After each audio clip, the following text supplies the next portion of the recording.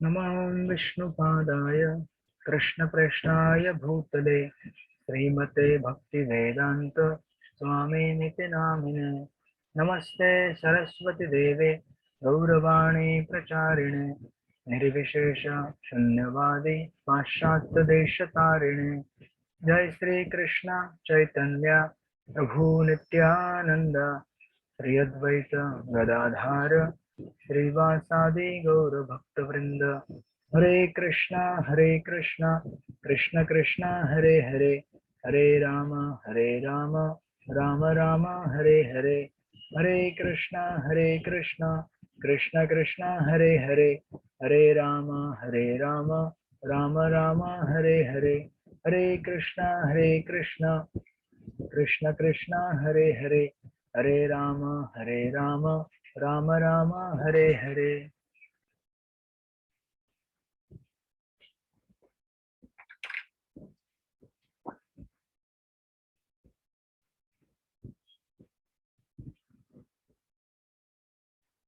परम पूज्य राधानाथ स्वामी महाराज, ऐसी भक्ति वेदांत स्वामी प्रभुपाद, भक्ति सिद्धांत सरस्वती गौर किशोर, भक्ति विनोद, बलदेव जगन्नाथ, विश्वनाथ, नरोत्तम, प्रहलाद जी, रूप स्वरूप सनातन, श्री चैतन्य महाप्रभु सर्वपुरी नित्यानंद अद्वैत माधवेंद्रपुरी, लक्ष्मीपति व्यास तीर्थ ब्रह्मण्य तीर्थ पुरुषोत्तम जय धर्म राजेंद्र विद्यानिधि दयानिधि ज्ञान सिंधु जयकीर्ति अक्षोभ्य माधव बिहारी पद्मनाभ मध्व व्यास नारद ब्रह्मा श्री कृष्ण।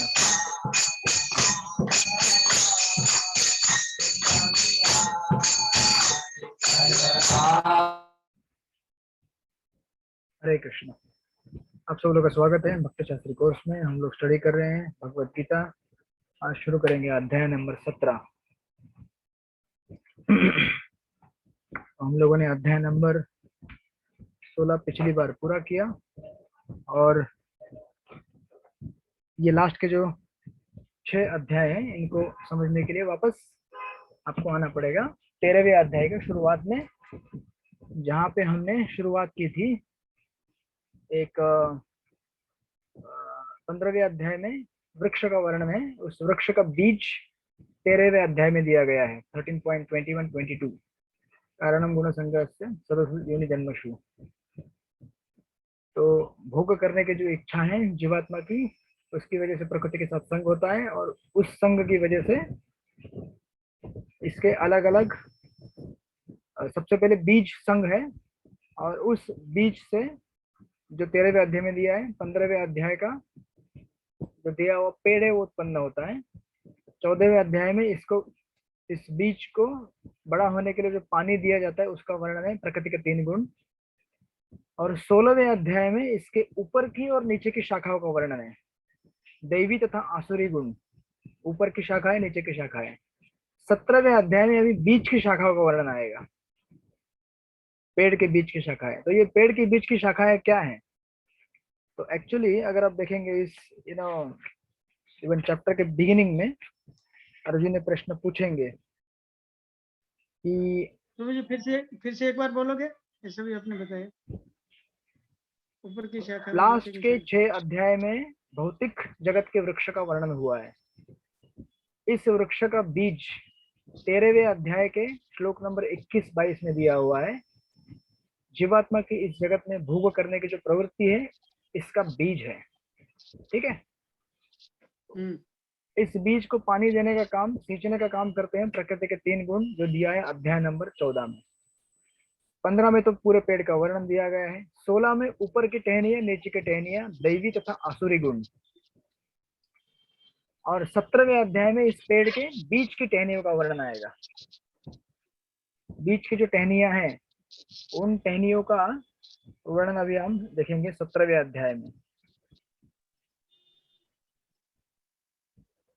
तो अभी देखिए, इसीलिए श्लोक नंबर 1 से ही जब अर्जुन चालू करेंगे बताना, ये उनका प्रश्न है पहला ही। इस प्रश्न और इस परपोर्ट के बेस के ऊपर आपको ये कनेक्शन समझ में आएगा 16वें और 17वें अध्याय का। इसके बाद मैं आपको ब्रेकअप दूंगा। Let's start with the first shloka. Arjun उवाच अर्जुन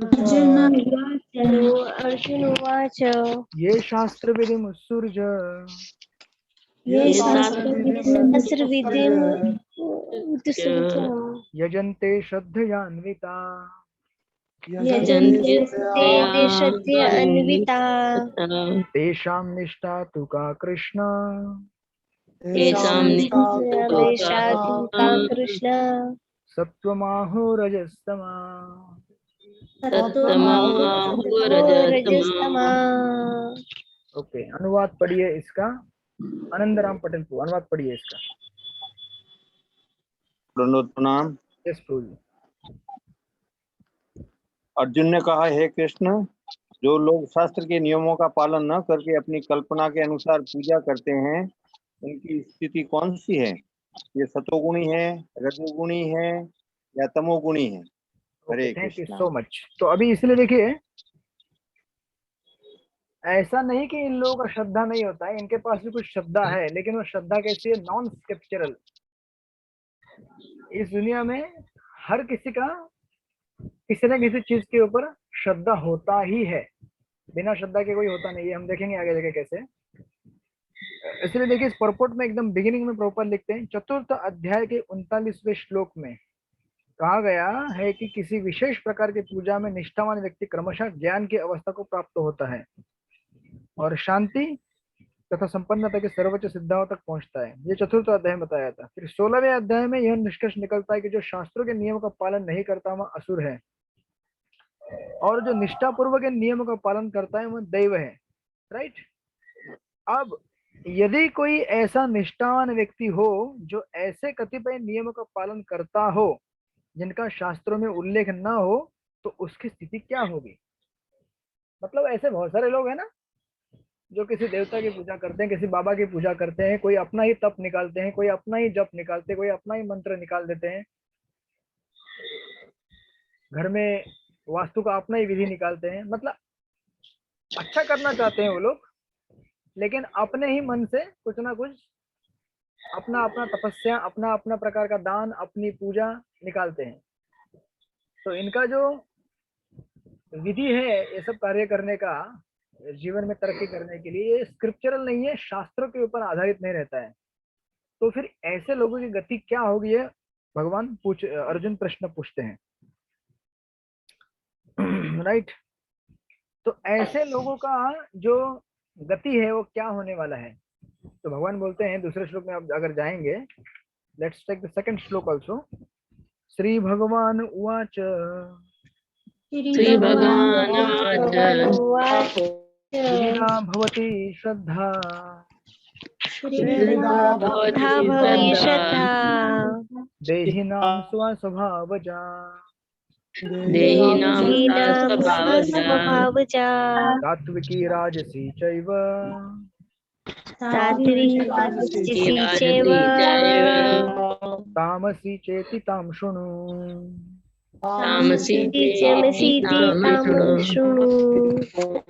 इसका अनुवाद पढ़िए, अनिता माता जी पढ़िए अनुवाद। यस प्रभु जी, धन्यवाद, प्रणाम। भगवान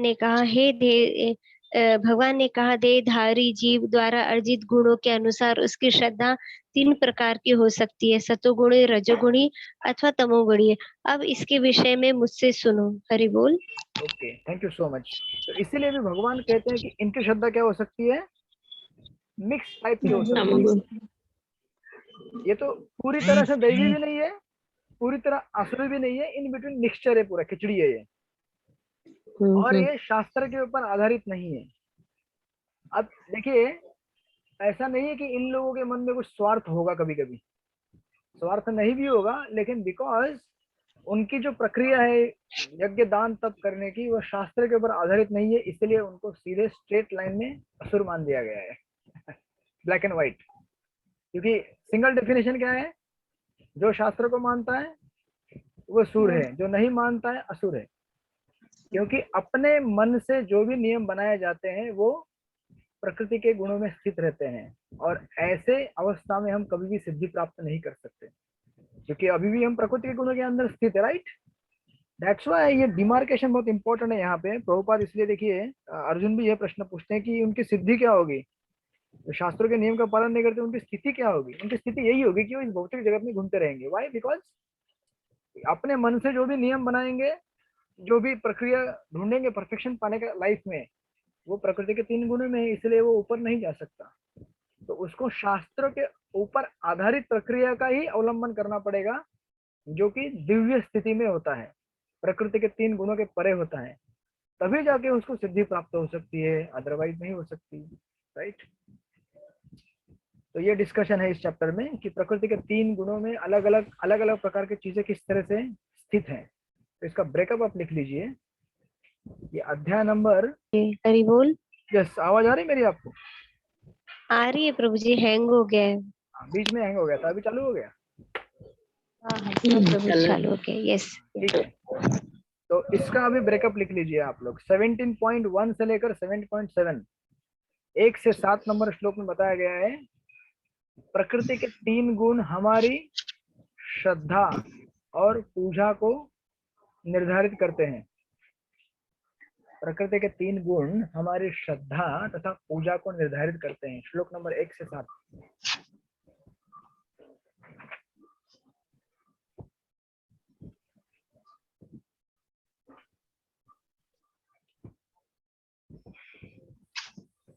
हमारी श्रद्धा और प्रभु जी आगे। श्रद्धा और पूजा को निर्धारित करते हैं।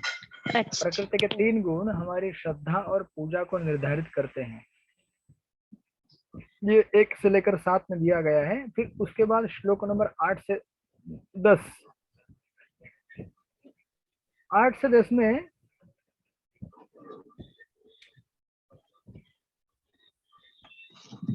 प्रकृति के गुणों के अनुसार भोजन, प्रकृति के गुणों के अनुसार भोजन, ये 8 से 10 में आएगा। 11 से 13 में आएगा प्रकृति के गुणों के अनुसार यज्ञ, ये 11 से 13 में आएगा प्रकृति के गुणों के अनुसार यज्ञ। तो 8 से 10 में प्रकृति के गुणों के अनुसार भोजन है, 11 से 13 में यज्ञ है, 14 से 19 में तपस्या, प्रकृति के गुणों के अनुसार तपस्या। कैसे लोग अलग अलग तपस्या करते हैं अलग अलग प्रकृति के गुणों में स्थित होकर। 14 से लेकर 19। 20 से लेकर 22 में दान, चैरिटी इन द मोड्स, प्रकृति के अलग अलग गुणों में स्थित रहकर किया जाने वाला दान। हो गया सब लोगों का?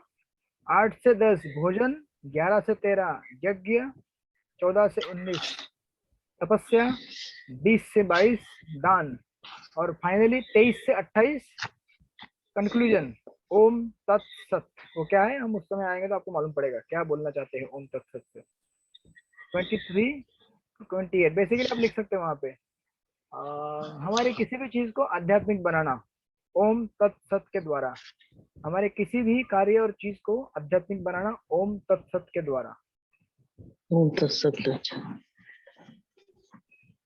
Like that. ये इसका जी, डिवीजन। जब हम दान करते हैं तो ये वर्ड यूज करते हैं ना, ताकि ये डायरेक्ट भगवान विष्णु को या कृष्ण को लिंक करता है ये वर्ड वही चीज ओम बताया जाएगा तत्सत, वहाँ। राइट? वही चीज वहीं पे बताया जाएगा 17वें लास्ट सेक्शन में। Okay, thank you so much. जो लोग कुछ बोलना नहीं चाहते हैं प्लीज अपना माइक म्यूट करके रखें। वाचो वेगम। अभी इस समय मेरी बारी है, इसके बाद आप लोग जितना अगले 4-5 दिन तक बात करना चाहते हैं कर सकते हैं, पौने घंटे के लिए अभी। राइट? तो नाउ अगेन आपको कहीं पे किसी का लेक्चर चल रहा है तो थोड़ा पॉज करके रखिए आप लोग। लेक्चर में लेक्चर चल रहा है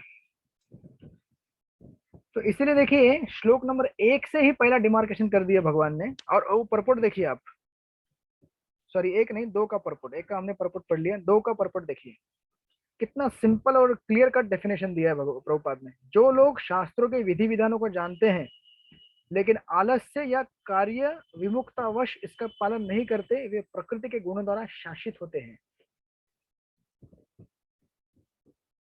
सिंपल डेफिनेशन ये समझाने के लिए कि जो भी व्यक्ति शास्त्रों के आधार पर जीवन नहीं जीता है वो डेफिनेटली प्रकृति के 3 गुणों के द्वारा शासित होता है। इट्स समथिंग लाइक जैसे डॉक्टर ने आपको प्रिस्क्रिप्शन दिया है, अगर डॉक्टर का प्रिस्क्रिप्शन आपने ठीक से पालन नहीं किया तो आपका बीमारी ठीक नहीं होगा, और जो उल्टा पुल्टा खाएंगे उससे और आपका प्रकृति खराब होते जाएगा। तो शास्त्र हमें प्रिस्क्रिप्शन देता है कि कोई भी चीज अगर तुमको करनी है बेटा, तो उसे शास्त्र के गाइडलाइंस के अनुसार करो। आपको कुछ खाना है तो उसे शास्त्र के हिसाब से खाओ। आपको कहीं घूमने जाना है, शास्त्र के हिसाब से घूमने जाओ।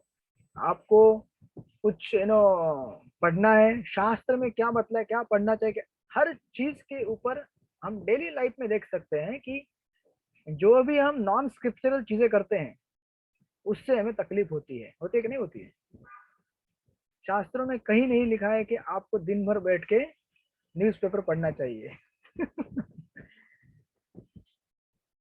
शास्त्रों में लिखा है श्री विष्णु का गुणगान सुनना चाहिए, गाना चाहिए, खास करके एकादशी के दिन पर। बराबर ना, आज एकादशी है।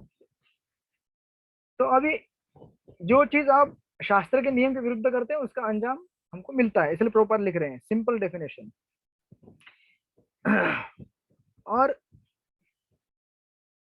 बिकॉज ऐसा क्यों कहता है शास्त्र, क्योंकि शास्त्र जो होते हैं वो दिव्य स्तर पे होते हैं, क्योंकि भगवान और भगवान के रिप्रेजेंटेटिव जो प्रकृति के तीन गुणों के परे, उनके अंदर चार दोष नहीं होते हैं। वो चीटिंग नहीं करते हैं, मिस्टेक कमिट नहीं करते हैं, भ्रम में नहीं रहते हैं, और उनकी इंद्रिय अपूर्ण नहीं होती है।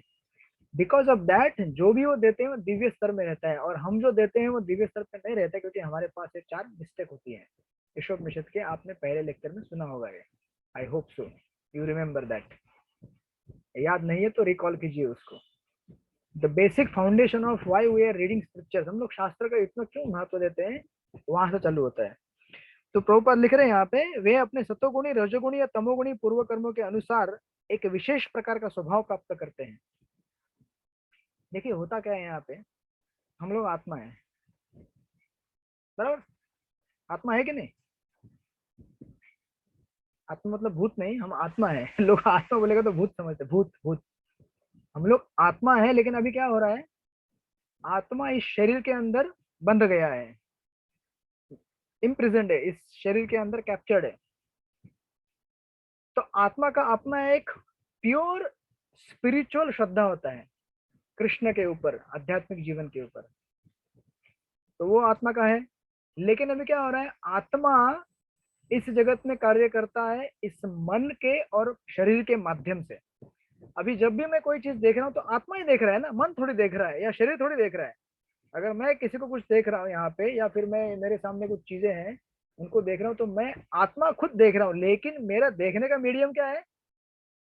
देखने का मीडियम क्या है मेरा?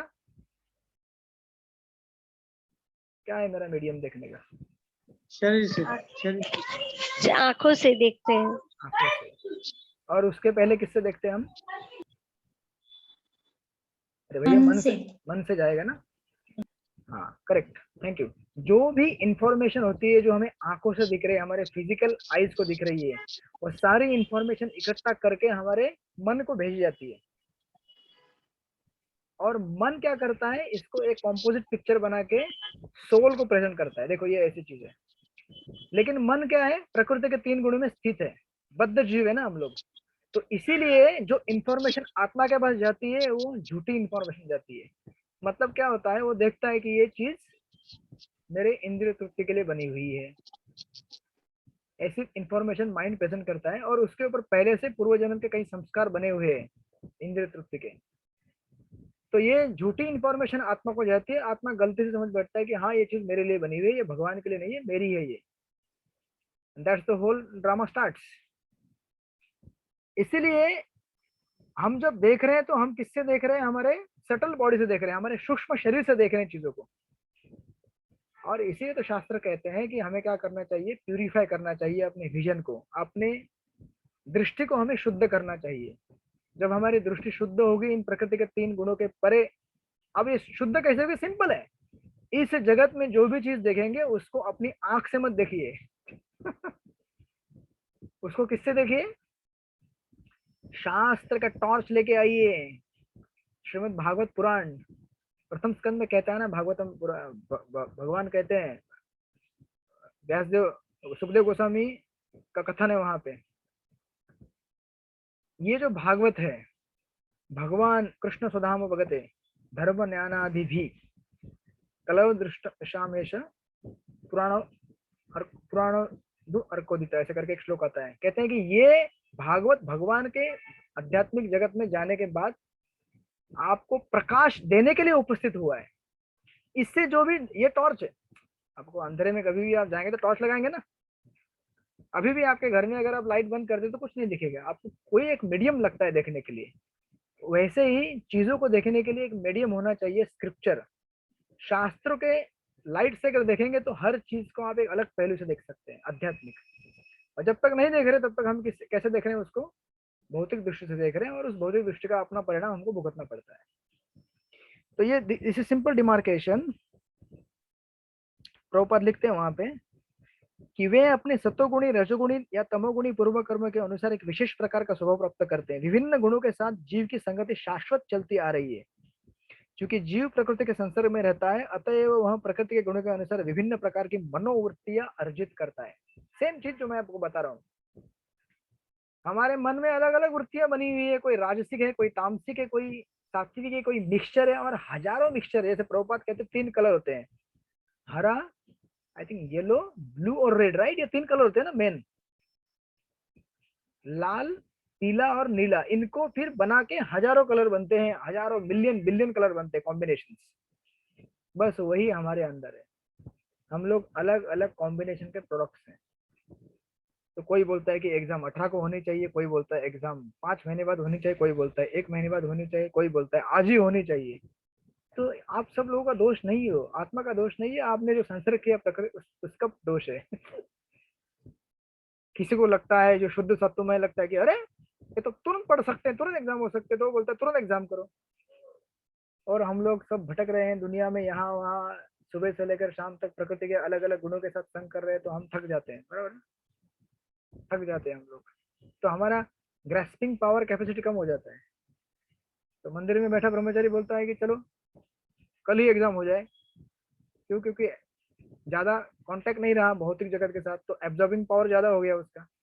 आपको इसका मतलब ये नहीं कि भक्ति ज्यादा हो गई, भक्ति एब्जॉर्बिंग पावर के ऊपर नहीं रहती है, भक्ति हमारे सिंसियरिटी के ऊपर। इसीलिए मैंने आपको कई बार कहा है कि आपकी एग्जाम आपकी इंटेलेक्चुअल कैपेसिटी को टेस्ट करने के लिए नहीं की जाती है, आपके सिंसियरिटी को टेस्ट करने के लिए की जाती है।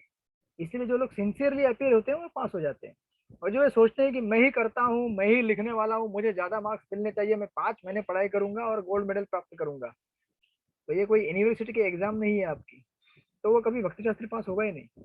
जिनकी एग्जाम छूट गई है वो अभी क्या एग्जाम देंगे, कब देंगे एग्जाम? कब देंगे एग्जाम? किसकी किसकी एग्जाम छूटी है? हाँ, किसकी किसकी एग्जाम बाकी है? सबकी एग्जाम हो गई, यहाँ पे जितने लोग आए हैं यहाँ पे नहीं हुई, बाकी है। तो दैट्स व्हाई देखिए, इसलिए प्रभुपाद नीचे एक सॉल्यूशन दे रहे हैं। लेकिन यदि कोई प्रामाणिक गुरु की संगति करता है और उसके तथा शास्त्रों के विधि विधानों का पालन करता है, तो उसकी ये मनोवृत्ति बदल सकती है। That's the summary of our scriptures. हमारे पूरी टीचिंग का सार प्रभुपाद यहाँ पे दे रहे हैं। इसलिए प्रभुपाद के पुस्तक इतने रिवोल्यूशनरी है, इतने दिव्य स्तर पे हैं फ्रॉम द वेरी बिगिनिंग। जो बिगिनर लेवल का स्क्रिप्चर है Bhagavad Gita as it is, इसको पढ़ने के बाद भी कोई भी व्यक्ति सिद्ध बन सकता है इमीडिएटली। उसको पीएचडी करने का जरूरत नहीं है। जनरली पीएचडी करने के बाद सिद्ध होते हैं ना इस जगत में लोग। लेकिन यहाँ पे स्कूल में पढ़ने वाला बच्चा एबीसीडी, भगवत गीता एबीसीडी मानी जाती है, वो भी सिद्ध हो जाएगा अगर इंस्ट्रक्शन को ठीक ठीक से फॉलो करेगा, समझेगा तो। दैट्स द पावर प्रभुपाद के पुस्तकों का, राइट? ये बताने के बाद अभी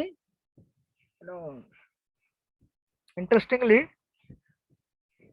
प्रभुपाद एक चीज वहां पे आगे लिख रहे हैं इसी परपोर्ट में। कहते हैं कि वह क्रमशः अपनी स्थिति तमोगुण से सतोगुण या रजोगुण से सतोगुण में परिवर्तित कर सकता है। कहने का तात्पर्य यह है कि प्रकृति के किसी गुण विशेष में अंधविश्वास करने से ही व्यक्ति सिद्धि प्राप्त नहीं कर सकता। आंसर दे दिया। अर्जुन बोल रहा है ना कि कोई कोई व्यक्ति तपस्या करते होंगे, कोई दान देते होंगे, कोई पूजा करते होंगे, कोई कुछ करते होंगे, लेकिन उनका शास्त्रों के आधारित पूजा नहीं है वो, या कार्य नहीं, तो क्या होगा? सिद्धि नहीं प्राप्त होगी इससे। आप बोलेंगे, देख ये जनरली आपने सुना होगा, अरे ऐसे कैसे? लेकिन उसका दिल साफ है ना, दिल साफ होना चाहिए ना, दिल साफ होगा तो सब कुछ होगा। अरे भैया, लेकिन दिल साफ नहीं हो सकता जब तक वो प्रकृति के 3 गुणों के परे नहीं जाता। आप समझ रहे हैं ना? साफ तभी होगा जब शुद्ध सत्व में आएगा, तभी हम बोल सकते हैं कि मैं सेल्फलेस हूँ। इसीलिए हम में से बहुत सारे लोग जो हम कभी कभी बोलते हैं कि मैं आपका दोस्त हूँ, मैं आपका शुभ चिंतक हूँ, ये सब झूठ है।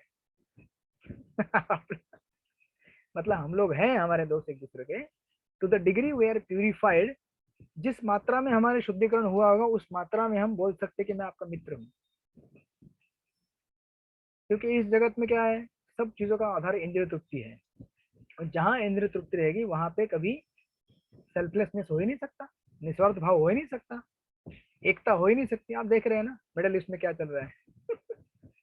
हर देश का अपना अपना स्वार्थ है, कोई कुछ कहता है, कोई कुछ कहता है, मैं इसको हेल्प कर रहा हूँ, मैं सेल्फलेस हूँ। कोई सेल्फलेस नहीं है। जो सिविलाइजेशन इंद्रिय तृप्ति के ऊपर आधारित है वो क्या सेल्फलेस हो सकता है? इम्पॉसिबल। उसने तो सत्वगुण में भी जाना मुश्किल है, उसको तमो और रजोगुण में घूम रहे हैं। दैट्स वाई ये बहुत इंपॉर्टेंट चीज यहाँ पे दी गई है, ये सेकंड इसमें। नाउ तीसरे श्लोक में देखिए, अब एक एक करके बताना चालू करेंगे।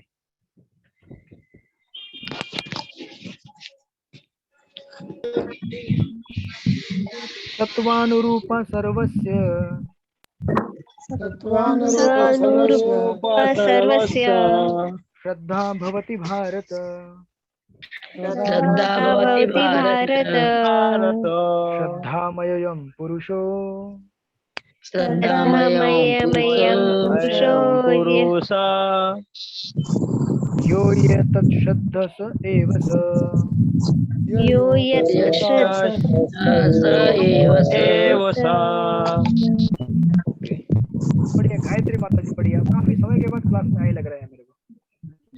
हाँ प्रभु जी, सॉरी। हरे कृष्णा प्रभु जी। यस, पढ़िए। Translation by his divine grace एक ही भक्ति वेदांत स्वामी श्रील प्रभुपाद की जय। हे भरत पुत्र, विभिन्न गुणों के अंतर्गत अपने अपने अस्तित्व के अनुसार मनुष्य एक विशेष प्रकार की श्रद्धा विकसित करता है। अपने द्वारा अर्जित गुणों के अनुसार ही जीव को विशेष श्रद्धा से युक्त कहा जाता है। Thank you so much. Yes, Hare Krishna.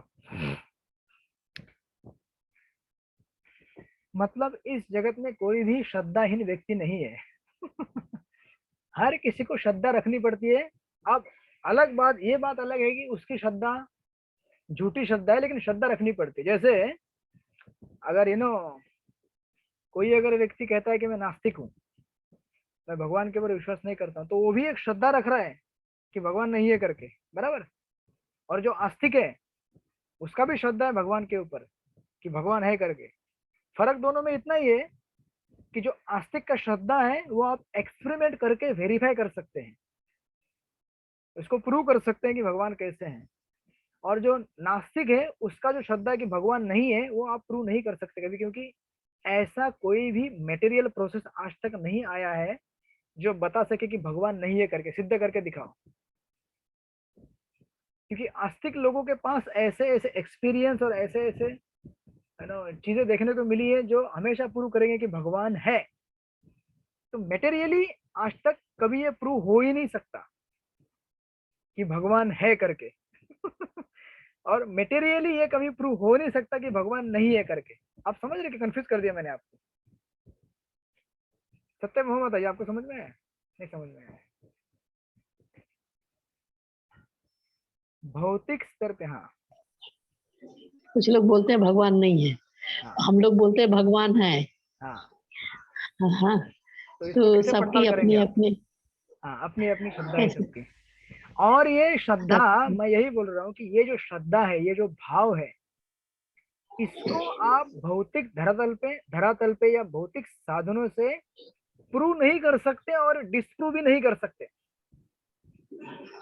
अभी अगर आप बोलेंगे कि आत्मा का अस्तित्व ढूंढ के दिखाओ, तो आप बता सकते हैं कि साइंटिस्ट को आत्मा कैसे, भौतिक कोई उपकरण यूज करके, कोई माइक्रोस्कोप से दिखा सकते हैं आत्मा कहाँ पे? नहीं दिखा सकते, क्योंकि ये टोटली स्पिरिचुअल आइटम है जो मटेरियल चीजों से कभी दिखेगा ही नहीं, असंभव है वो। उसी तरह से किसी नास्तिक को बोलेंगे कि प्रूव करके दिखा आत्मा नहीं है करके, तो कैसे दिखाएगा वो? क्योंकि ये चीजें जो है मटेरियल लेवल पे प्रूव नहीं हो सकती, इसीलिए इन चीजों को प्रूव करने के लिए हमें क्या करना पड़ता है, एक्सपीरियंस से जाना पड़ता है। तो ऐसे कई आस्तिक लोग हैं जिन्होंने एक्सपीरियंस किया है कि भगवान कैसे हैं। शास्त्रों के आधार पर, गुरु साधु शास्त्र के आधार पर अगर हम साधना का जीवन जिएंगे, हमने ऐसे कई वाक्य देखे हैं। अब सिंपल बेसिक उदाहरण भी लेंगे कि किस तरह से किसी व्यक्ति के जीवन में कुछ आदत जैसे छूट गई, बड़े से बड़ा साइकोलॉजिस्ट, बड़े से बड़ा क्या बोलते हैं उसको, नशा मुक्ति केंद्र जो नहीं मुक्त करा सका उसको लेकिन एक सिंपल हरे कृष्णा में 1 महीना आने से उसने छोड़ दिया, मांसाहार छोड़ दिया, शराब छोड़ दिया, जुआ छोड़ दिया, जो कि बड़े से बड़े डॉक्टर, बड़े से बड़े मनोवैज्ञानिक के लिए असंभव है छुड़ाना उसको। कितना आसक्ति रहता है जीव का उसके प्रति, बराबर है कि नहीं? जी जी। लेकिन वो छूट जाता है तुरंत। तो किसका पावर है ये? मेरा पावर है, आपका भगवान पावर का है? नहीं, भगवान ये भगवान प्रक्रिया का का पावर है। वो है, जो भगवान ने दी हुई पता प्रक्रिया है। है भगवान के साथ संपर्क करने की, वो प्रक्रिया इतनी शक्तिशाली है कि वो आपको उससे तुरंत मुक्त करा देती है। दिस इज द प्रूफ कि ये हम लोग क्या कर सकते हैं, वेरीफाई कर सकते हैं, राइट? तो इसीलिए ऐसा कोई व्यक्ति है नहीं। और ऑफ कोर्स अभी कभी साइंटिस्ट नास्तिक लोग बोलेंगे कि कोई चीज दिखती नहीं है इसका मतलब वो नहीं है। इसका अर्थ ऐसा थोड़ी होता है। ऐसे बहुत सारी चीजें दिखती नहीं है लेकिन है अस्तित्व में, बराबर ना? प्रभुपाद तो कई बार आर्गुमेंट देते थे, मेरा दिमाग दिखता है, नहीं दिखता लेकिन है दिमाग आपका दिमाग मुझे दिखता है, नहीं है। आपको दिमाग है, अब कैसे उसको खोल के निकाल के दिखाओगे क्या है करके?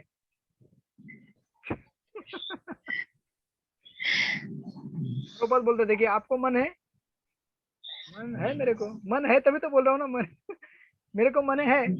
अब उसको क्या निकाल के दिखाओगे? कोई चीज दिखती नहीं इसका मतलब क्या वो नहीं है क्या? नास्तिकों के ये 3rd क्लास के आर्गुमेंट होते हैं। तो कोई चीज दिखती नहीं है इसका मतलब ऐसा नहीं कि वो चीज नहीं है। जैसे हवा है, अभी हवा यहाँ से पंखे से आ रही है, मेरे को हवा है, दिखती है, कहाँ है? नहीं दिखती, लेकिन आई कैन एक्सपीरियंस ना, मैं उसका अनुभव कर सकता हूँ। उसी प्रकार भगवान के भक्ति का हम अनुभव कर सकते हैं हमारे लाइफ में बाय चैंटिंग हरे कृष्णा हरे कृष्णा हरे कृष्णा कृष्ण कृष्ण हरे कृष्ण कृष्ण हरे हरे, कृष्ण कृष्ण हरे हरे, हरे हरे राम राम हरे राम राम राम हरे हरे। जो लोग महामंत्र नहीं बोल रहे उनको एक्सपीरियंस नहीं होगा। हरे कृष्णा कृष्ण हरे कृष्ण कृष्ण हरे हरे, कृष्ण कृष्ण हरे हरे हरे, राम हरे राम राम राम राम राम हरे हरे। राम हरे। अभी भी कुछ लोग नहीं बोल रहे, जो लोग नहीं बोलेंगे उसको एक्सपीरियंस नहीं होगा। हरे कृष्णा कृष्ण कृष्ण कृष्ण कृष्ण हरे हरे, कृष्ण हरे हरे राम हरे राम, हरे राम हरे राम हरे। राम हरे। ठीक है, कुछ लोग काबुल छोड़ के चले गए हैं, दिख नहीं रहे यहाँ पे तो आपको इसमें मजाक कर रहा हूँ। हमें तो उन लोगों के लिए प्रेयर करना चाहिए जो लोग इतनी पीड़ा में है, कष्ट में है, अलग अलग कारणों की वजह से। तो ऑफकोर्स ये बहुत सुंदर चीज यहाँ पे प्रभुपाद बता रहे हैं, और इसीलिए प्रभुपाद कहते हैं कि हमें अपने श्रद्धा को क्या करना पड़ेगा, प्यूरिफाई करना पड़ेगा। ऐसा कोई थक गए आप लोग? कितने बज गए? 8:40 हुए अभी है। प्रभु जी, जब राजा अगर गद्दार निकलेगा तो प्रजा को सजा मिलती है, अगर वो राष्ट्रपति भागता नहीं तो आज उनकी हालत ऐसी नहीं होती थी। चलेगा, अभी जो भी कारण है, हजारों कारण है, एनालिसिस करने जाएंगे तो बहुत सारे कारण निकलेंगे। लेकिन एक है चीज कि जब तक हम लोग भगवान के पास नहीं जाना चाहते तब तक हम लोग ऐसे ही, और प्रॉपर प्रोसेस फॉलो नहीं करते भगवान के पास जाने का, जो ऑथराइज स्क्रिप्चरल प्रोसेस है, तब तक हम लोग इस जगत में ऐसे ही मार खाते रहेंगे। आज वो लोग तकलीफ में है, कल हम लोग भी तकलीफ में होंगे। आज उन लोगों का जन्म उस देश में हुआ, हमारा हो सकता है कल जन्म उस देश में हो जाए। तो जब तक भगवान को प्राप्त नहीं करेंगे, ये श्रद्धा भौतिक लेवल के हमें हर जगह हर योनि में घूमने को मजबूर करेगी, राइट? तो ना हो यहाँ पे 3rd श्लोक के परपट में देखिए आप, इस परपट के 1st पैराग्राफ के 1 2 3 4 चौथी लाइन देखिए। इस प्रकार अपनी विशेष प्रकार की श्रद्धा के अनुसार वह कतिपय लोगों से संगति करता है। कौन? जीवात्मा। उसके बाद प्रभुपाद लिख रहे हैं कि एक लाइन छोड़ के, लेकिन जब वह भगवान के साथ अपने संबंध को भूल जाता है और बद्ध जीवन में भौतिक प्रकृति के संसर्ग में आता है तो वह विभिन्न प्रकार की प्रकृति के साथ संगति करके अपना स्थान बनाता है। इस प्रकार से प्राप्त कृत्रिम श्रद्धा तथा अस्तित्व मात्र भौतिक होते हैं। यानी कि ये श्रद्धा है लेकिन कैसी है, कृत्रिम, आर्टिफिशियल, जबरदस्ती थोपी गई हमारे ऊपर। और किसने थोपी है, हमारे मन ने। ऐसा क्यों, क्योंकि मन ने संग किया है प्रकृति के गुणों का। प्रॉपर लिख रहे हैं, अतएव भगवान के साथ अपना संबंध फिर से प्राप्त करने के लिए उसे भौतिक कलमश से शुद्ध होना पड़ेगा। ऊपर की लाइन में लिख रहे हैं, भले ही कोई किसी धारणा या देहात्म बुद्धि द्वारा प्रेरित हो, लेकिन मूलतः वह निर्गुण या दिव्य होता है। हम सब लोग दिव्य हैं, साफ सुथरे हैं, एकदम दूध के धुले हुए हैं। एक्चुअली दूध के धुले हुए हम लोग, धुले हुए हैं। यस राधेश प्रभु, हम दूध के धुले हुए हैं, नहीं है। A2 काउ क्या है प्रभु जी? A2 cow milk. A2 गाय दूध के धुले हुए हैं। हमारे रवि प्रभु कहाँ गए, हमारे गोपाल कावर्ड बॉय। ओके, तो इसीलिए हमको साफ करना पड़ेगा, हमको भगवान की भक्ति कर कर, राइट। इसलिए प्रभुपाद एकदम एम्फेटिकली लिख रहे हैं, यही एकमात्र मार्ग है निर्भय होकर कृष्ण भावनामृत में लौटने का। अदरवाइज देयर इज नो वे। कुछ भी हो सकता है जगत में, कभी भी किसी भी देश में कुछ भी हो सकता है। तो आपको ये नीचे का परपट आप लोग पढ़ लीजिएगा, प्रभुपाद थोड़ा और इसको एलैबोरेट कर रहे हैं। जस्ट टू समराइज, मैं नीचे की एक लाइन पढ़ रहा हूँ, सेकंड पैराग्राफ की नीचे से तीसरी चौथी लाइन पढ़ रहा हूँ। इस प्रकार हमें संसार में विभिन्न प्रकार की श्रद्धाएं मिलती हैं और विभिन्न प्रकार की श्रद्धाओं के अनुसार विभिन्न प्रकार के धर्म होते हैं। तो ये आंसर है कि अलग अलग धर्म क्यों हैं, अलग अलग जातियां क्यों हैं, अलग अलग लोगों ने अपना अपना धर्म क्यों बना के रखा है। क्यों? क्योंकि लोगों के अलग अलग श्रद्धाएं हैं, अलग अलग प्रकृति के गुणों के संपर्क के और मिश्रण के अनुसार, राइट। तो इन सब से बाहर निकलने का मार्ग है, हमें शुद्ध चीजों के साथ संग करना पड़ेगा। नित्य सिद्ध कृष्ण प्रेम साध्य का बुनाए, श्रवणादि शुद्ध चित्ते करो उधे। श्रवण करना पड़ेगा हमें शास्त्रों का जो शुद्ध तत्व में है। इसके बाद अभी यहाँ से चौथे श्लोक से अभी और वर्णन इसका आगे बढ़ रहे हैं। देखिए कि अलग अलग प्रकृति के अलग अलग लोग किस किस की पूजा करते हैं श्रद्धा और धर्म अपने विश्वास के अनुसार। यजन्ते सात्विका देवान, यजन्ते सात्विका देवान् यक्ष रक्षांसि राजसा, राक्षसी राजसा प्रेतान् भूतगणाश्चन्ये, भूतगणाश्चन्ये यजन्ते तामसा जना। यजन्ते तामसः जनाः। इसका अनुवाद पढ़ेंगे समर्पण गौर प्रभु। समर्पण गौर प्रभु यहाँ पे है नहीं है। नेक्स्ट हरि गीता देवी माता जी यहाँ पे है नहीं है। परम प्रकाश प्रभु, हमने आप लोग को बहुत एकदम बिंदास बना दिया है। आपकी अटेंडेंस फुल हो रही है क्लास की, लेकिन क्लास पता नहीं हो रहा है कि नहीं हो रहा है आप लोगों का।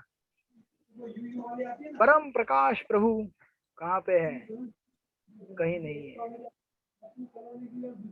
ठीक है, हमारे मुझे हम लोग दिखते नहीं है, हम लोग दिखते हैं ना आपको, जो लोग हैं सबको दिख रहे हैं, जो नहीं दिख रहे हैं उन्हीं को तो बोल रहा हूँ पढ़ने के लिए मैं। ओके। मैंने शास्त्रों का चश्मा पहना हुआ है, शास्त्र चक्षु।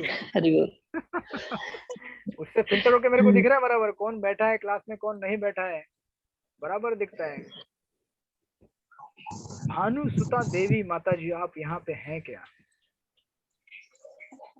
ये सब लोग तालिबान को आजाद करवाने के लिए गए हैं क्या? तालिबान से मुक्त कराने के लिए? कहाँ है ये सब लोग? हरे कृष्णा। हरे कृष्णा। की आवाज आ रही है अभी? भानुसुता माता जी। भानु सुता माता जी कृपया करके हरे पढ़िए। कृष्णा प्रभु जी। हाँ, आपकी आवाज हम हरे तक पहुंच कृष्णा। रही है। Yes, live from. Hare Krishna. नथी आवाज आता है। हाँ, पढ़िए पढ़िए। बोले हरे कृष्णा प्रभु जी। हाँ माता जी पढ़िए, श्लोक नंबर। प्रभु जी मैं बाहर हूँ। अच्छा, बाहर हैं क्या? हरि गीता देवीदास से बोल रही हूँ। चलेगा चलेगा, ठीक है, कोई बात नहीं। प्रसिद्ध नारायण प्रभु आप पढ़िए, चलो हो गया एंटरटेनमेंट बाकी लोगों का। प्रभु जी, यस पढ़िए। सतोगुणी देवताओं को कहते हैं, रजोगुणी व राक्षस पूजा करते हैं और तमो भूत प्रेतों की पूजते हैं। Okay, thank you so much. सत्वगुणी व्यक्ति देवताओं की, रजोगुणी राक्षसों की और तमोगुणी भूत प्रेत।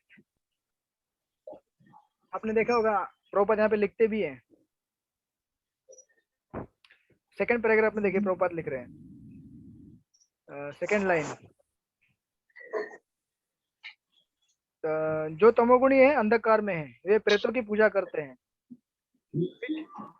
कभी कभी लोग मृत प्राणी की कब्र पर पूजा करते हैं। देखा आपने कभी? नहीं देखा है? गांव में जनरली लोग भूतों की पूजा करते हैं। अभी सिटी में तो भूत है, लेकिन लोग अभी क्या है, बहुत मॉडर्नाइज हो गए ना, उनको लगता है कि अभी हम लोग बहुत पढ़े लिखे हैं, भूत भी कोई होता नहीं है, क्योंकि सब लोग भूत बन गए हैं। हम सब लोग भूत ही हैं। तो अभी भूत को क्या देखेंगे? लेकिन देखिए वहां में प्रभुपाद लिखते हैं एक लाइन आगे, इसी प्रकार भारत में सुदूर ग्रामों में भूतों की पूजा करने वाले हैं। हमने देखा है कि भारत के निम्न जाति के लोग कभी कभी जंगल में जाते हैं और यदि उन्हें इसका पता चलता है कि कोई भूत किसी वृक्ष पर रहता है तो उस वृक्ष की पूजा करते हैं और बलि चढ़ाते हैं। किस लिए? ताकि उनको उनसे कुछ पावर मिले। तो एक चीज है भूत, दूसरी चीज है प्रेत। भूत जो होते हैं उनको भौतिक शरीर नहीं होता है, वो भटकते हैं, आत्मा है, वो भटक रही है शरीर प्राप्त करने का, भूत है वो, उसको खाली सूक्ष्म शरीर मिलता है, रहता है उसके पास। और प्रेत वो होते हैं, जैसे अगर किसी का देहांत हो गया तो देहांत होने के बाद दूसरा शरीर मिलने के पीरियड तक, बीच का जो टाइम रहता है ट्रांजिशन का, उस टाइम में जो शरीर मिलता है उसे कहते हैं प्रेत योनि, प्रेत शरीर। और ऐसा शरीर टेम्पररी होता है वो, मतलब हम सब लोग प्रेत बनते हैं मरने के बाद कुछ समय के लिए, दैट इज प्रेत। और वो क्या होता है, ग्रॉस हमारा स्थूल शरीर और सूक्ष्म शरीर बीच का रहता है, मतलब ना तो एकदम ग्रॉस रहता है ना सटल रहता है, टेम्पररी ट्रांजिशन है वो। तो प्रभुपाद लिख रहे हैं कि लोग क्या करते हैं जो तमोगुण में स्थित होते हैं वो ऐसे भूत और प्रेतों की पूजा करते हैं। क्यों? क्योंकि उन अगर समझो किसी भूत की पूजा की और भूत प्रसन्न हो गया तो उसको उससे कुछ पावर मिलती है, काला जादू, ऐसा ब्लैक मैजिक वगैरह वगैरह हजार चीजें हैं। और जो रजोगुणी होते हैं वो क्या करते हैं, इंसान की पूजा करते हैं, राक्षसों की पूजा करते हैं। जैसे आपने कभी देखा होगा हमारे भारत देश में ही कई बॉलीवुड और हॉलीवुड तो नहीं, बॉलीवुड के एक्टर लोगों के मंदिर है, तो उनको दिन में 6 बार भोग लगता है। राजभोग आरती होती है, शयन आरती होती है, श्रृंगार आरती होती है उनका प्रसाद भी बढ़ता है। रजनीकांत का टेम्पल आपने देखा होगा, कलकत्ता में अमिताभ जी का टेम्पल देखा होगा, राइट? हाँ हाँ, आप कभी गए भी होंगे इस्कॉन में आने के पहले? नहीं, मैं पहली बार सुन रही हूँ। अरे ऐसे कितने मंदिर है, राइट? और ये तो हो गया इसका। इनफैक्ट प्रभुपाद एक लिख रहे हैं यहाँ पे, हिटलर का भी लिखते हैं प्रभुपाद। प्रथम पैराग्राफ में देखिए, प्रथम पैराग्राफ में 1 2 3 4 5 6 7, 7वीं लाइन देखिए, इसी प्रकार जो रजोगुणी है वे यक्ष राक्षसों की पूजा करते हैं। हमें स्मरण है कि द्वितीय विश्व युद्ध के समय कलकत्ता का एक व्यक्ति हिटलर की पूजा करता था। और प्रभुपाद लिख रहे क्योंकि भला हो उस युद्ध का, उसने काले धंधे से प्रचुर धन संचित कर लिया। और प्रभुपाद आगे लिखते हैं, इसी प्रकार जो रजोगुणी तथा तमोगुणी है वे सामान्यतः किसी प्रबल मनुष्य को ईश्वर के रूप में चुन लेते हैं। वे सोचते हैं कि कोई भी व्यक्ति ईश्वर की तरह पूजा जा सकता है और फल एक सा होगा। That's the mistake. यही प्रश्न अर्जुन का है। उसको अर्जुन बोल रहा है कि ये सब लोग तो देखिए, क्योंकि किसी की पूजा करना, उसके लिए मंदिर बनाना, तपस्या करना कठिन काम है ना। वही चीज अगर भगवान के लिए करेंगे तो अलग फल प्राप्त होता है, वही चीज अगर इस जगत के लोगों के लिए किया जाए तो अलग फल प्राप्त होता है, उनको सिद्धि प्राप्त नहीं होती। तो ये भूत और प्रेत की वापिस व्याख्या कीजिए ना दोनों की। भूत किसको मतलब बोलते हैं? भूत जिसके पास स्थूल शरीर नहीं होता है, जिसके ठीक पास है। स्थूल शरीर नहीं होता है, केवल सूक्ष्म शरीर होता है, उसे भूत कहते हैं। और प्रेत, हम जब शरीर छोड़ते हैं, हमारे शरीर छोड़ने के बाद और दूसरा शरीर मिलने तक जो बीच का पीरियड है, टाइम है, उसमें एक शरीर मिलता है पर्टिकुलर, उसको कहते हैं प्रेत योनि, प्रेत शरीर। तो टेम्पररी रहता है उसमें शरीर मिलता है, उसमें शरीर मिलता है, वो एक कुछ समय के लिए शरीर तो मिलना ही पड़ेगा ना, अदरवाइज कैसे वो आगे ट्रांजिशन करेगा? नहीं, प्रेत का शरीर रहता है यूं, लेकिन टेम्पररी रहता है वो। यही प्रेत देखिए अभी क्या होता है, जब आप पिंडदान करते हैं ना, पिंडदान करते हैं कि नहीं किसी का ये होने के बाद? जी जी जब पिंडदान हाँ। करते हैं तो पिंडदान का वो भोग जब लगता है विष्णु का प्रसाद, उससे प्रेत योनि से उसका अगला मार्ग खुलता है, शरीर मिलता है उसको। या तो वो पीतर बनेगा अगर अच्छा पुण्य किया होगा, बहुत अच्छा पुण्य किया होगा तो स्वर्ग में जाएगा, बहुत बेकार किया होगा तो नरक में जाएगा। ऐसे अलग अलग डेस्टिनेशन बनते हैं उसके पिंडदान करने के बाद। चलो पिंडदान बहुत इंपॉर्टेंट है। तो हम लोग को लगता है कि आज के समाज में क्या कौन सा पिंडदान, कौन किसने क्या देखा है। फिर पितर जब नाराज हो जाते हैं तो क्या करते हैं, पितृदोष हो जाता है, और पितृदोष बहुत भयंकर होता है। आप कभी गए हो ना किसी प्रभु जी can I ask one question? प्रभु जी समझो ये जो आम आदमी जो भौतिक है उनको समझो पिंडदान एक तरह से लागू हो सकता है, क्या ये भक्त पे भी लागू होता है? हाँ जी, भक्त पे लागू नहीं होता है, लेकिन भक्त है क्या हम लोग? नहीं, फिर भी जस्ट आस्किंग प्रभु जी नहीं, बिकॉज वी आर बिल्कुल फॉलोइंग नहीं। द पोर। हाँ नहीं होता है लागू। हम सबको पिंडदान करना चाहिए। चैतन्य महाप्रभु ने स्वयं पिंडदान किया था। आपको प्रभु अगर जी लगता गया है करने कि के आप बाद दिव्य स्तर पे हैं तो आप मत कीजिए। आप हैं क्या दिव्य स्तर पे? नहीं नहीं प्रभु जी, अब दिस मैं इज, वो नहीं कह रही हूँ। मैंने आपको समझो आंसर दे दिया। ओके प्रभु जी गया जो करते हैं, हरि बोल, हाँ बोलिए। हरे कृष्ण, गया करते हैं ना, गया करने के बाद तो पिंडदान वगैरह लोग बोलते हैं नहीं करते। गया जो करते हैं ना वहां पर गया जाकर तो विधि से जो करते हैं, ब्राह्मण लोग आते हैं घर पर, घर पे होता है 7 दिन घर पे होता है, फिर नारायण बलि वगैरह देते हैं, फिर इसके बाद जाते हैं गया, गया में भी पिंडदान वगैरह सब जो भी है विधि करते हैं। इसके बाद करने के बाद जाते हैं हम लोग जगन्नाथपुरी, तो वो सब करने के बाद तो फिर लोग बोलते हैं पिंडदान नहीं करते, मतलब गया करने के बाद ऐसा देखिए कुछ बोलते हैं। देखिए, मैं ज्योतिष तो नहीं हूँ कि अभी आपको अलग अलग लेवल बताऊं कि पिंडदान कब किया जाता है। नहीं, प्रिंसिपल मैंने आपको बताया। अभी ज्योतिष बताएगा आपको कि कैसे ओके कर्मकांड के हिसाब से। ये सब कर्मकांडीय विधि है और इसका अपना अपना महत्व है। कर्मकांडीय विधि मतलब क्या? स्वर्ग में एलिवेशन। कर्मकांड भी कोई ऐसा आलतू फालतू साइंस नहीं है आज के जैसा भौतिक विज्ञानी। स्पिरिचुअल एक तरह से वो एक स्पिरिचुअल ही है, लेकिन प्राइमरी स्टेज पे है वो। जिसको स्वर्ग का अवस्था मालूम है कि स्वर्ग में जा सकते हैं, वो स्पिरिचुअल हो गया ना, क्योंकि आत्मा का उसे अस्तित्व का जानकारी हो गया। राइट? तो वो डिटेल आप पता कर लीजिए कि कब करते नहीं करते। मैंने प्रिंसिपल बताया कि पिंडदान जब करने से क्या होता है कि उसकी, देखिए हर चीज के लिए सिद्धि प्राप्त करने के लिए भगवान की कृपा जरूरत होती है। भगवान की कृपा के बिना वो चीज नहीं होती। और मैंने जैसे माता जी पूछ रहे, अनिता माता जी की भक्तों को करना चाहिए नहीं करना चाहिए। भक्त करते हैं क्योंकि वो एक ह्यूमिलिटी है, नम्रता है कि मैं, और ह्यूमिलिटी का सवाल नहीं है, इट्स ह्यूमिलिटी ऑल्सो, बट हम लोग परफेक्शन में नहीं है। हम लोग परफेक्ट नहीं है। तो आप चांस लेना चाहते हैं क्या? पितरों को नाराज करना चाहते हैं क्या आप? नहीं तो नाराज नहीं करना चाहते। हाँ, तो मत नाराज कीजिए। पितरों के पिंडदान करने लिए में कितना कष्ट होता है। आप तो रोज घर में भोग लगाते हैं ना विष्णु को। नहीं समझो कोई ऐसा भक्त हो जिसके आगे पीछे कोई ना हो and he expired, nobody is there for पिंडदान, what फिर उसका क्या होगा प्रभु जी? ठीक है, वो भी एक एक्सट्रीम रेयर केसेस है। वो भी आप ज्योतिष से ही पूछ लीजिएगा, ज्योतिष आपको बताएगा। कितने टेक्निकलिटीज में मैं जाऊंगा नहीं कर्मकांड के, लेकिन इन जस्ट प्रिंसिपल हमें करना चाहिए क्योंकि हम लोग साधक भक्त हैं, हम लोग परफेक्टेड नहीं है। महाप्रभु ने स्वयं किया था। और हालांकि प्रभुपाद ने कई बार तात्पर्य में कहा कि भक्तों को करने की जरूरत नहीं है।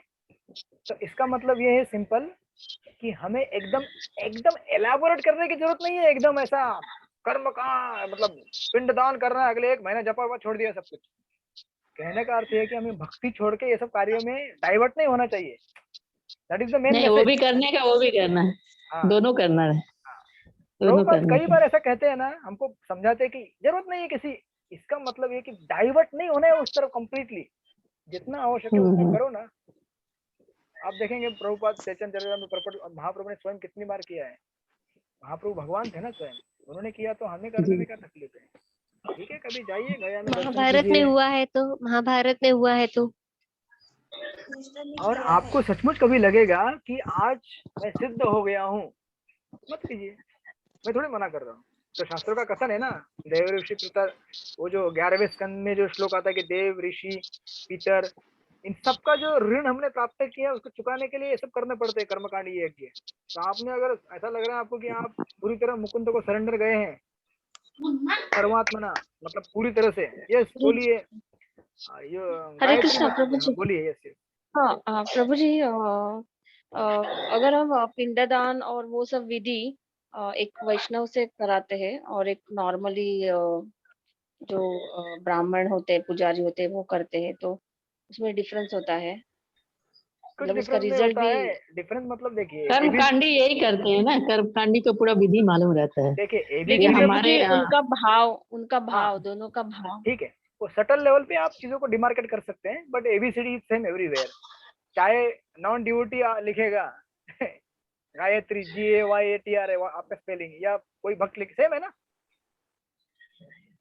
कर्मकांडीय विधि के अनुसार सब कुछ सेम है। भाव के हिसाब से लेंगे तो फिर वो आप थोड़ा स्पिरिचुअल लाइन में, मतलब इट कैन है ना, it can go to the spiritual level में जाएगा थोड़ा सा वो, कि भाव कैसा रहेगा भक्त का, कि ये मैं भगवान की प्रसन्नता के लिए कर रहा हूँ।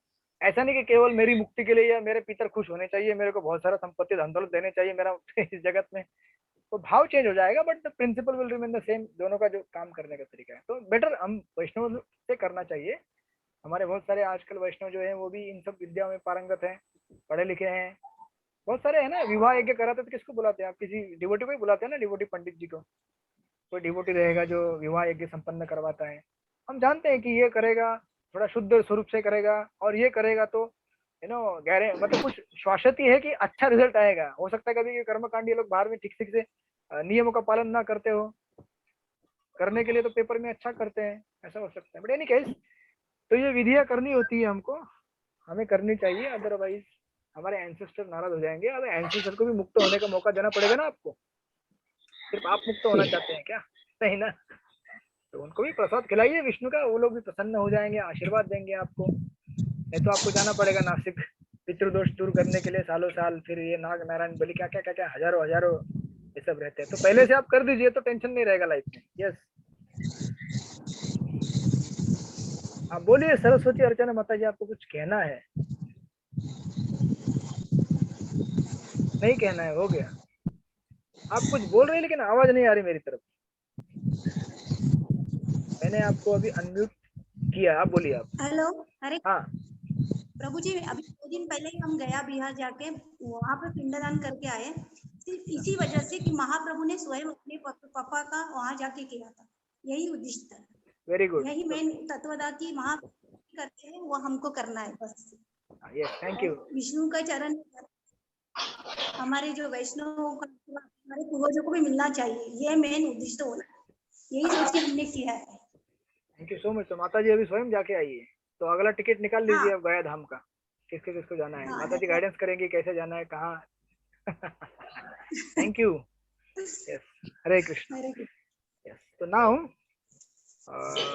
4 श्लोक हो गए, रात के 9 बज गए हैं, प्राइम टाइम चालू हो गया आप लोगों का न्यूज बुलेटिन देखने का। सॉरी आप लोगों का टाइम मैं लूंगा नहीं ज्यादा। ये 5 और 6 2 श्लोक पूरे करते हैं, 5 6 और हाँ 5 6, फिर उसके बाद प्रसाद का अगली बार देखेंगे 5 6। अशास्त्र विहितम घोरम शास्त्र शास्त्रविहितं घोरं तप्यन्ते ये तपोजना ये तपोजना दंभ अहंकार संयुक्ता अहंकार संयुक्ता कामराग बलान्विता कामराग बल अन्विता कर्षयन्त शरीरस्थं कर्षयन्त शरीरस्थं भूतग्रामं चेतस भूतग्रामम् अचेतस मां चैवान्तं शरीरस्थं मां चैवान्त शरीरस्थं अनविद्य असुरनिश्चयान् विद्ये असुरनिश्चयान्। ओके वंदना आहूजा माता जी, इसका फटाफट से ट्रांसलेशन पढ़ लीजिए।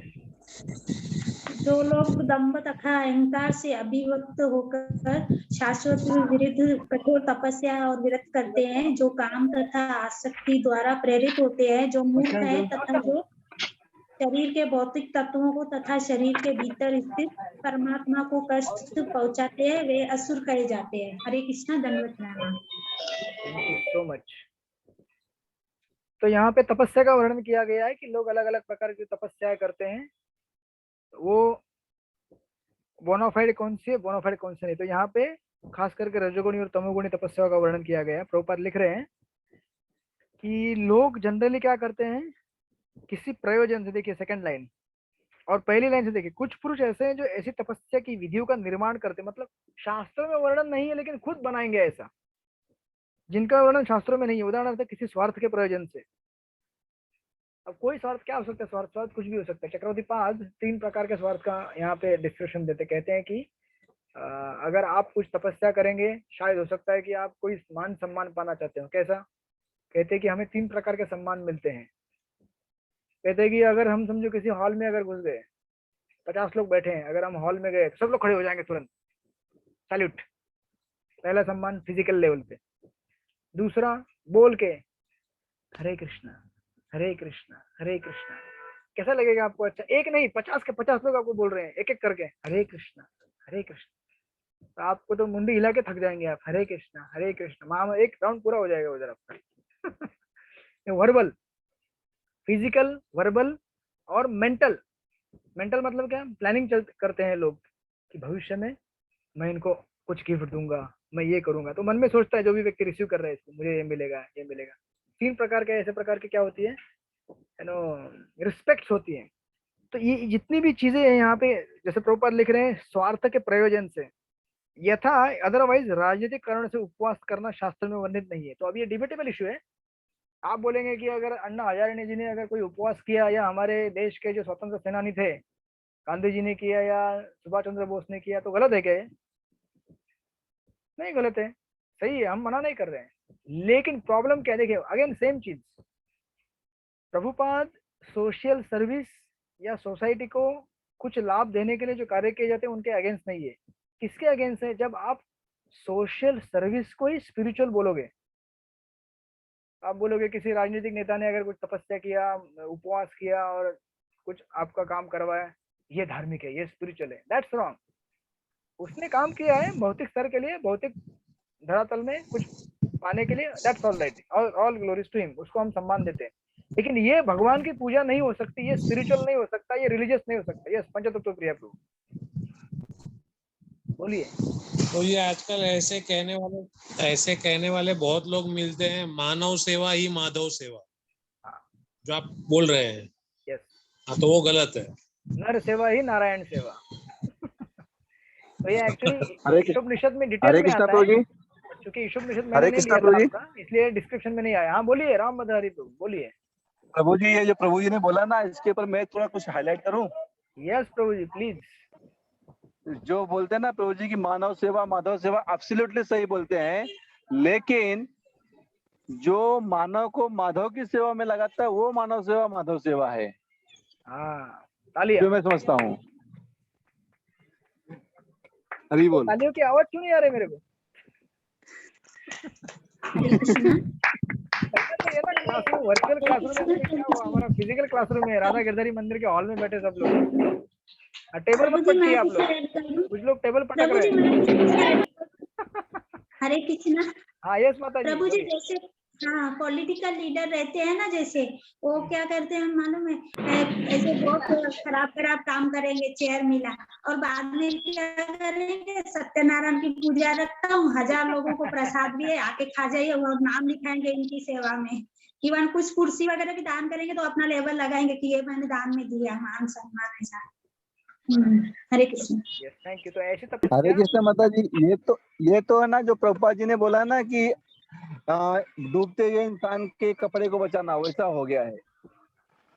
लेकिन आप लोग इस टॉपिक को ज्यादा उछालिए मत बाहर, क्योंकि फिजिकल लेवल पे सेवा भी एक सेवा होता है, बट उसको स्पिरिचुअल बोलना ये मिस्टेक है।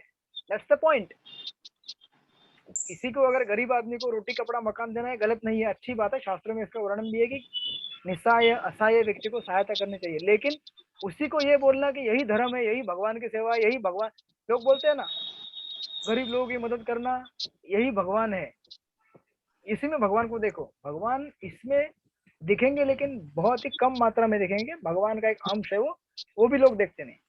तो हम किसी के अगेंस्ट नहीं है, आप सोशल सर्विस कर रहे हैं बहुत अच्छा, जितने भी जन कल्याण के कार्य हो रहे, शास्त्रों में तो बोला ना, कुआं बावड़ी बनाओ, रास्ते बनाओ, सब कुछ अच्छा है, लेकिन इसको बोलना कि ये धर्म है, ये श्री विष्णु की पूजा, ये गलत है।